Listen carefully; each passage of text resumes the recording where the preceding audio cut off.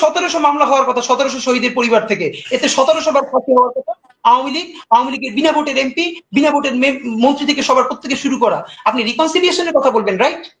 পৃথিবীর এমন কোন দেশ আছে গণহত্যা চালানোর পর বিচারের আগে রিকনসিলিয়েশন হয়? এখন পর্যন্ত বিচার শুরু হয়েছে? আপনি বিচারের কথা বলছেন, এ নিয়ে আপনার কোনো চিন্তা ভাবনা নাই যে এখন পর্যন্ত তাদের কেন বিচার হচ্ছে না? আজকে যদি সরকার পড়ে যায়, এই উপদেষ্টা পরিষদের কার কার ফাঁসি হবে? একমাত্র ডক্টর ইউনূস সাহেব নিজে ভিকটিম ছিলেন, ছাত্র উপদেষ্টারা আর আদিলুর রহমান উনি আওয়ামী লীগের আমলে প্রচন্ড নির্যাতনের শিকার হয়েছিলেন। তো এই উপদেষ্টা পরিষদকে মানুষ তো তাদেরকে দিতে, এখানে তো বিপ্লবী সিদ্ধান্ত নিতে হবে, র্যাডিক্যাল সিদ্ধান্ত নিতে হবে। কে নিবে ভাই? নিতে পারবে সে যে এই সরকার যদি ফেল করে, কোনোদিন যদি সেই ফ্যাসিবাদ ফিরে আসে, তাহলে আমার ফাঁসি হয়ে যাবে। সুতরাং মরে যেহেতু যাবই, তাহলে বাংলাদেশের মানুষের জন্য একটা চূড়ান্ত ফাইট দিয়ে যাই। সেই স্পিরিট ধারণা করে আলিমের মজুমদার আজীবন যে ফ্যাসিবাদের ইনেবেলার, সে উপদেষ্টা, হাউ মকারি ম্যান। আমার আমলাতন্ত্রে যে যে আমাকে হেল্প করছে না, আমি ওদের লিস্ট করতাম, ওনাদেরকে 3 দিন ওয়ার্নিং দিতাম। এরপরে যে যে করছে না, সংবাদ সম্মেলন করে বলতাম অমুক অমুক উপসচিব, যুগ্ম সচিব, অতিরিক্ত সচিব, সচিব কাজ করছে না, রাষ্ট্রকে সহযোগিতা করছে না, আমি এখন পদত্যাগ করব এবং আবার রাজপথে আন্দোলন করব।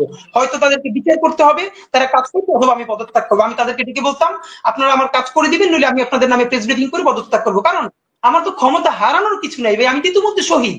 ফ্যাসিবাদ ফিরে আসলে আমার ফাঁসি হবে। সুতরাং আমি এরকম র্যাডিক্যাল ডিসিশন তো নিতে পারবো। আমার কথা হলো আমাদের উপদেষ্টাদের উচিত তাদেরকে বসে আলটিমেটাম দেওয়া, 24 ঘন্টা টাইম দিলাম, কাজ করবেন। এই কাজ যদি না করেন, আপনাদের নাম ফাঁস করে তারপরে আবার গিয়ে রাজপথে আন্দোলন করব।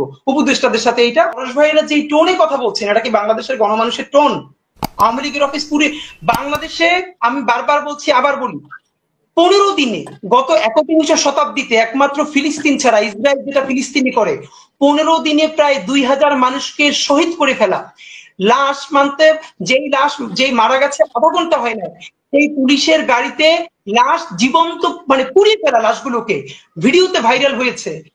এই ঘটনার পরেও, এবং এরকমটা হয়েছে আপনি গত 21 শতাব্দীতে, যে প্রকাশ্য ক্যামেরার সামনে একমাত্র ইসরায়েল যেটা ফিলিস্তিনি করেছে। আপনি দ্বিতীয় বিশ্বযুদ্ধের পর আপনি এরকম একটা দেশ পাবেন না যে এরকম লাশ পুড়িয়ে ফেলছে, এরপরে গণকবর দিচ্ছে।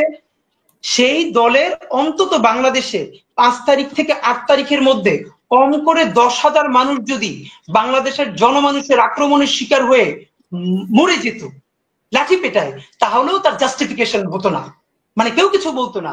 আপনি ভাবেন বাংলাদেশের মানুষ কতটা সহনশীল। হেলিকপ্টার থেকে গুলি করে মেরেছে, এমন কোন প্যাটার্ন নাই যে এই প্যাটার্নে মারে নাই, লাশ গুম করেছে। এরপরেও আওয়ামী লীগের 5 জনও কি মারা গেছে 5 তারিখ থেকে 8 তারিখ? আপনি বলতে পারবেন? তো আপনি এই যে বিরাট সহিষ্ণুতা, এরপরে আওয়ামী লীগ এখন বারবার বিনিয়োগ করছে। প্রত্যেকটা আন্দোলনে আমরা ভিতরে গিয়ে দেখি সেখানে ফাইন্যান্স করেছে আইদার আওয়ামী লীগ, অথবা সেখানে তারা উপস্থিত আছে। এই যে আপনি দেখতে না চাওয়ার আকাঙ্ক্ষা, ভাই আপনি আওয়ামী লীগের কাছ থেকে টাকা নেন পড়েন, এটা আপনার ভিন্ন ব্যাপার।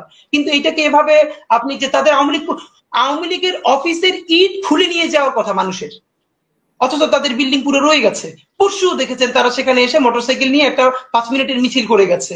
এটা তো বাংলাদেশের মানুষের, মানে কি বলবো, এটা তো আপনি চিন্তা করতে পারবেন না। এটা যদি আজকে আমি আপনাকে বলি, আওয়ামী লীগ যদি আজকে এই আন্দোলনটা করতো, সেখানে যদি বিএনপি বা অন্য দল ক্ষমতা ছেড়ে পালাইতো, যেটা সরোয়ার ভাই বলছিলেন লক্ষণ সেনের কথা, যে গত 1000 বছরের বাংলার ইতিহাসে 2 জন মানুষ পালিয়েছে এভাবে, এক হলো লক্ষণ সেন আর তার বোন হলো হাসিনা সেন। মানে ক্ষমতা ছাড়া না, পদত্যাগ করো না, যে পালিয়ে গেছে। আমি আপনাকে লিখে রাখি, যদি আওয়ামী লীগের নেতৃত্বে এটা হইতো, তাহলে বিএনপির হাড্ডি গুড্ডি তো দূরের কথা, বাংলাদেশের কোনো মানুষের যারা আন্দোলনের সংযুক্ত, মানে এদের বিরুদ্ধে ছিল, তাদের একটা পশম খুঁজে পাওয়া যেত না। আর আজকে আমরা তাদেরকে লেজিটিমেসি দিচ্ছি এই কথাগুলোকে সফট করা, যে উনি কি দিল্লি থেকে আসবেন, তাহলে উনি nomination paper nomination paper submit করার প্রশ্ন আসে কোথেকে? অদ্ভুত ব্যাপার।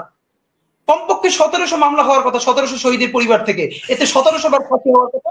আওয়ামী লীগের বিনা ভোটের এমপি, বিনা ভোটের মন্ত্রী থেকে সবার প্রত্যেকে শুরু করা। আপনি রিকনসিলিয়েশনের কথা বলবেন, রাইট? পৃথিবীর এমন কোন দেশ আছে গণহত্যা চালানোর পর বিচারের আগে রিকনসিলিয়েশন হয়? এখন পর্যন্ত বিচার শুরু হয়েছে? আপনি বিচারের কথা বলছেন, এ নিয়ে আপনার কোনো চিন্তা ভাবনা নাই যে এখন পর্যন্ত তাদের কেন বিচার হচ্ছে না? আমি একটু জোরে কথা বললাম, আমি দুঃখিত এটার ব্যাপারে। তো আমি 2-1টা ব্যাপারে রেসপন্স করে এখানটা শেষ করব। আমাদের স্যার বলছিলেন যে আমলাদের ব্যাপারে, দেখেন ইতিমধ্যে যেটা ওপেন সিক্রেট সবাই জানে, বিউরোক্রেসি ইজ নট ফাংশনিং। একদম সত্য কথা। আপনারা কাজ করছেন না। আপনারা বিশেষ করে ছাত্র উপদেশ, এখন তাদের একমাত্র ফোকাস হলো ছাত্র উপদেষ্টারা যে মন্ত্রণালয়ে আছে সেগুলোতে দীর্ঘস্থায়ী জ্যাম তৈরি করে তাদেরকে বিতর্কিত করে দেয়া। এবং দেখেন, আপনি এটার খুব সাদা চোখে দেখলে হবে না, ছাত্ররা পিটাপিটি করে রক্তাক্ত হয়ে যাচ্ছে।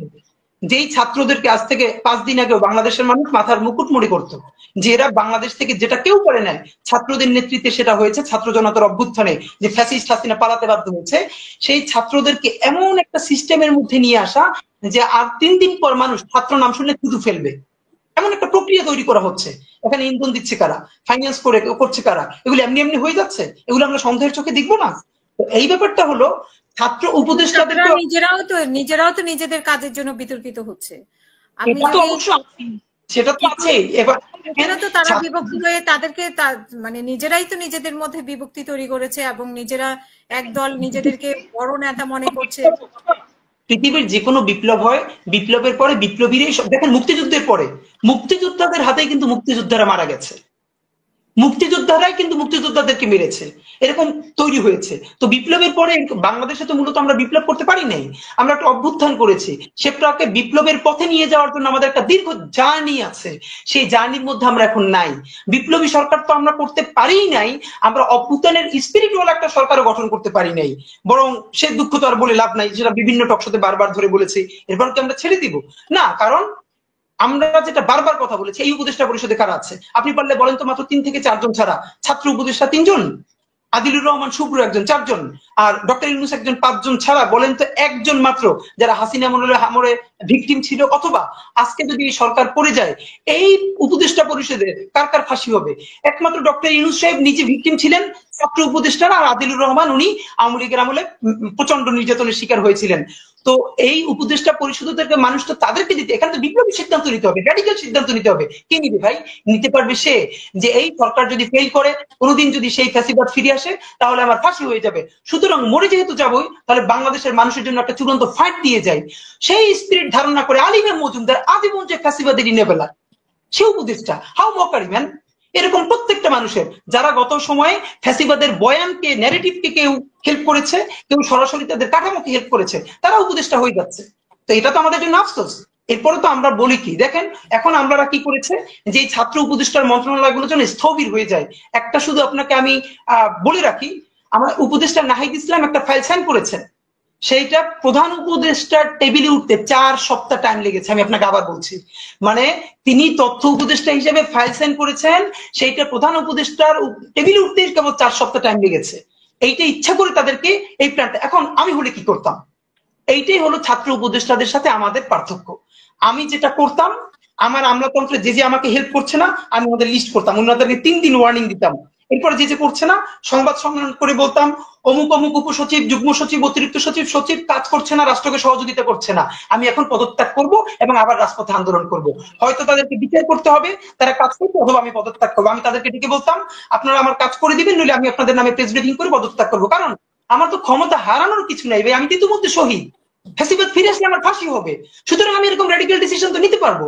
আমার কথা হলো আমাদের উপদেষ্টাদের উচিত তাদেরকে বসে আলটিমেটাম দেওয়া, 24 ঘন্টা টাইম দিলাম, কাজ করবেন, এই কাজ যদি না করেন আপনাদের নাম ফাঁস করে তারপরে আবার গিয়ে রাজপথে আন্দোলন করব। উপদেষ্টাদের সাথে এইটা। আর একটা কথা হলো, দেখেন আমলাতন্ত্রের বিরুদ্ধে আমরা যে বলবো, রাশিয়ায় একটা কাজ করা হয়েছিল লেনিনের বিপ্লবের পরে, সব পুরাতন আমলাদেরকে বাদ দিয়ে দেওয়া হয়েছিল। এমন স্থবির হয়ে গিয়েছিল রাশিয়া, তারপরে সেই আমলাদের বাড়ি গিয়ে আবার টোকাই আনতে হয়েছিল তাদেরকে। তো এখন আমরা জানি গত 17 বছরে সচিব থেকে চৌকিদার প্রত্যেকটা নিয়োগ হয়েছে out and out Awami League না, ফ্যাসিবাদের সব থেকে নিকৃষ্ট দালালদেরকে। তো আপনি না পারতেছেন তাদেরকে বাদ দিতে, আর না পারতেছেন তাদেরকে সেই ফ্যাসিবাদী মনন মানসিকতা থেকে বের করতে। সুতরাং এটা আমরা বুঝি 3-4 মাস এটা কোনোভাবে গুড ইনাফ না। দেখেন বাংলাদেশের মানুষ যেটা চাচ্ছে, সকল ইমপ্রুভমেন্ট ঘটে যাবে না, কিন্তু আপনি কি ইমপ্রুভ করার জন্য উদ্গ্রীব, এইটা মানুষ দেখতে চায়। আমি যখন কারণ কোন সেনাপতির অধীনে যুদ্ধ করতে চাই, তখন আমি সবসময় চাইবো না আমার সেনাপতি জিতুক, কিন্তু আমি যোদ্ধা হিসেবে দেখতে চাই আমার সেনাপতি আমাকে মাঠে রেখে মনে প্রাণে যুদ্ধ করছেন এবং আমাকে রেখে পালাচ্ছেন না। এইটা দেখেই আমার শান্তি।